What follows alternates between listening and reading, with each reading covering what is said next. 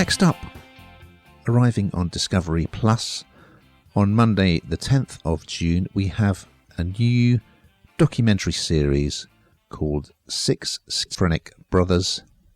And here's a clip. I was the youngest of 12 children. From the outside, our family looked picture perfect. And that's just how our parents wanted it. But behind closed doors, it was another story. And it tore our family apart. Find I'm watching mostly documentaries as I get older, Hannah. It's something that will happen to you at some point. This is an interesting one. It's about this sort of all-American family, the Galvin family, big family. And they were living in Colorado Springs. They've got 12 kids, 10 of them boys. And they seem to have this picture-perfect life, but the family is afflicted by mental illness, specifically schizophrenia. And what's particularly unusual about this case is that so many of the boys developed it. Members of the family are contributing in interviews, very interesting interviews, looking back on what happened, as well as medical experts. And of course, the fact that they were all related was a useful resource for doctors looking into the potential causes of schizophrenia. Anyway, the story starts, it's in the late 60s, and it's the eldest son, Donald Jr., who first starts showing signs of mental illness. He has a breakdown at college, his marriage breaks up, he comes back home to live with the family, but he's kind of putting on religious robes and wandering about in the woods, sort of muttering to himself.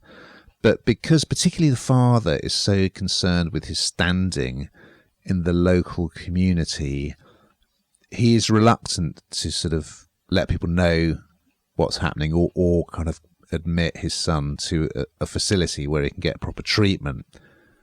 And so that's where we start. And right at the end of episode 1, Don Jr., as he is today, suddenly appears on screen, and he's about to kind of give his version of what happened, which is a kind of great cliffhanger. But yes, as time went on, 6 of the brothers were diagnosed.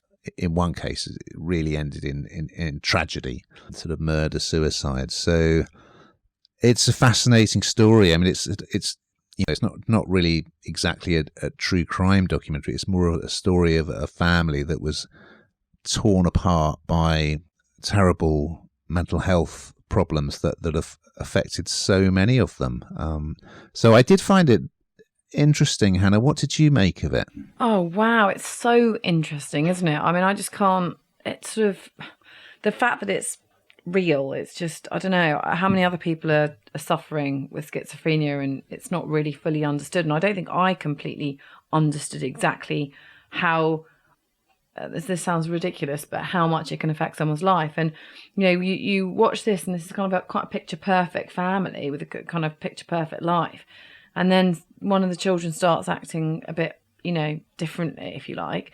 And you see all these kind of, there's violence, there's extreme, it's kind of living on a knife edge at all times, really, isn't it? And I just found it absolutely fascinating and heartbreaking in equal measure, to be honest with you, because the audio, what you're hearing from them, it's